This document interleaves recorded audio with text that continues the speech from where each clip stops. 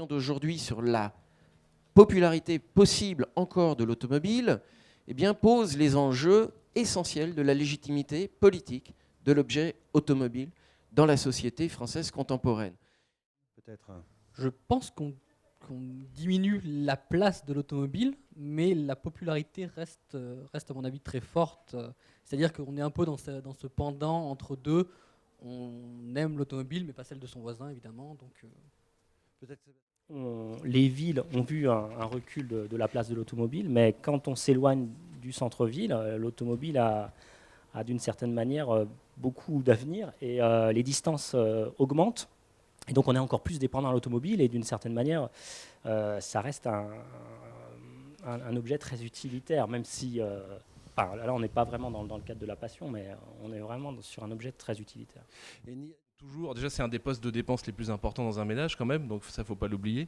Et il y a quand même un vrai plaisir encore à aller acheter sa voiture. Donc c'est quelque chose, et y compris chez les jeunes. Moi je pensais moi qui évolue un peu dans les sphères de la presse auto, je pensais justement qu'il y avait plus de jeunes, ou que les jeunes ne s'y intéressaient plus. Et nous on a des jeunes lecteurs même qui viennent d'avoir leur permis, qui ont 18 ans et qui s'intéressent même aux voitures anciennes. Donc ce qui est quand même quelque chose d'assez inédit.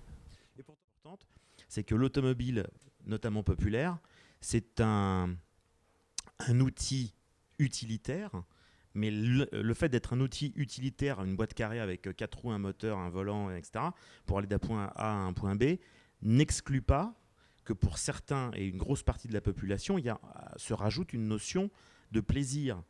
L'un va avec l'autre. Il y a des gens qui considèrent la voiture comme effectivement un strict engin de déplacement, point barre, et puis des gens qui ont une passion pour cet élément de liberté, de démocratisation que représente malgré tout l'automobile depuis en gros la fin de la Seconde Guerre mondiale où les gens ont pu...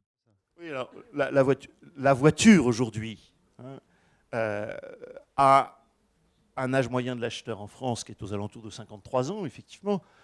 C'est typiquement lié à ce que j'évoquais, c'est-à-dire que pourquoi les ménages achètent-ils des voitures si tard?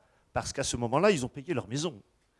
Et que du coup, ils peuvent emprunter pour le véhicule.